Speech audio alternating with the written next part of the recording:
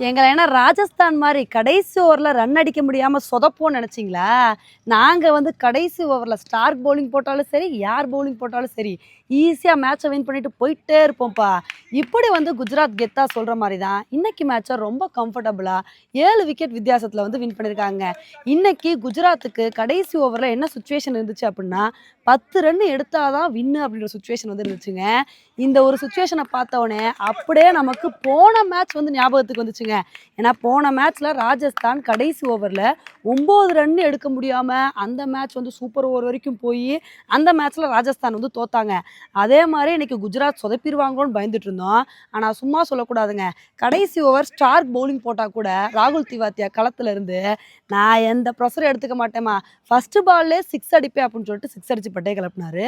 அதுக்கப்புறம் அடுத்த பால்லே 4 அடிச்சு ஈஸியாக வந்து மேட்சை 4 பால் மிச்சம் இருக்கும் போதே முடிச்சு விட்டாருங்க. ஆனால் என்ன மனுஷன் ஒரு தப்பு பண்ணிட்டாரு, பாவம் பட்லரை செஞ்சுரி அடிக்க விடாமல் பண்ணிட்டாருங்க. ஏன்னா இன்னைக்கு மேட்ச்சில் பட்லர் ஒரு சூப்பரான இன்னிங்ஸ் கொடுத்து 97 ரன் வந்து எடுத்திருந்தாரு. எப்படியும் குஜராத் மேட்சே வின் பண்ணிடுவாங்க, பட்லரும் செஞ்சுரி அடிச்சிருவாரு அப்படின்னு சொல்லிட்டு ரொம்ப ஆர்வமாக எதிர்பார்த்துட்டு இருந்தோம். ஆனால் பாவம் அவரால் கடைசி வரைக்கும் போராடி கூட செஞ்சுரி அடிக்க முடியாமல் போயிடுச்சுங்க. இந்த மேட்ச்சில் டெல்லிலாம் வந்து பேட்டிங் ஓரளவுக்கு நல்லா தாங்க வந்து பண்ணாங்க. ரெகுலர் இன்டர்வலில் விக்கெட் போனால் கூட வந்து எப்படியோ 203 ரன் வந்து எடுத்துட்டாங்க. இந்த அளவுக்கு ரன் வந்ததுக்கு காரணம் என்ன அப்படின்னா, டெல்லி பேட்ஸ்மேன்ஸ் எல்லாருமே முடிஞ்ச அளவுக்கு ஒரு நல்ல கான்ட்ரிபியூஷனை கொடுத்தாங்க அப்படின்னு தான் வந்து சொல்லணும். இதில் கடைசி நேரத்தில் வந்து அசிட்டோ சர்மா ஒரு அதிரடியான ஆட்டத்தை வந்து வெளிப்படுத்தினாருங்க. இதனால தான் 200 ரன்னுக்கு மேலே வந்து ஸ்கோர் வந்துச்சு. இந்த ஒரு ஸ்கோரை பார்த்தோன்னே நம்ம என்ன எதிர்பார்த்தோம் அப்படின்னா, டெல்லியையும் குறைச்சி மதிப்பிட முடியாது, அவங்க நல்ல பவுலிங் பர்ஃபார்மன்ஸ் கொடுத்தாங்க அப்படின்னா கண்டிப்பாக இந்த மேட்சை வின் பண்ண முடியும்னு எதிர்பார்த்தோம்.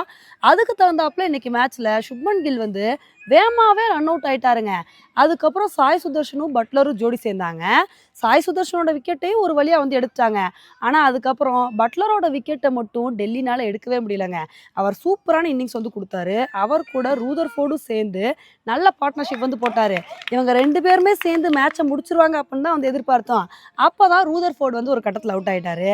ரூதர்ஃபோர்டு அவுட் ஆனால் என்னப்பா நான் இருக்கேன் அப்படின்னு சொல்லிட்டு ராகுல் திவாத்தியா கடைசியில் வந்து சூப்பராக மேட்சை வந்து வின் பண்ணி கொடுத்துட்டாருங்க. இப்போ இந்த மேட்சை குஜராத் வந்து வின் பண்ணனால பாயிண்ட்ஸ் டேபிளில் இருந்த ஃபர்ஸ்ட் இடத்துல இருந்த டெல்லியை வந்து பின்னுக்கு தள்ளிட்டு இப்போ குஜராத் வந்து ஃபர்ஸ்ட் இடத்த வந்து பிடிச்சிருக்காங்க. உண்மையிலே இந்த ஐபிஎல் சீசனில் குஜராத்தோட பெர்ஃபார்மன்ஸ் ரொம்ப சூப்பராக வந்திருக்கு. இனிமேல் வரப்போகிற மேட்ச்லையும் இதே மாதிரி பெர்ஃபார்மன்ஸை கொடுக்குறாங்களா அப்படின்றத பொறுத்து வந்து பார்க்கலாம். ஓகே ஃப்ரெண்ட்ஸ், இந்த ஒரு மேட்சை பற்றி நீங்கள் என்ன நினைக்கிறீங்க அப்படின்றத என்னோட கமெண்ட் செக்ஷனில் வந்து போடுங்க. இதே மாதிரி இன்னொரு வீடியோவில் உங்களை வந்து மீட் பண்ணுறேன். Bye friends.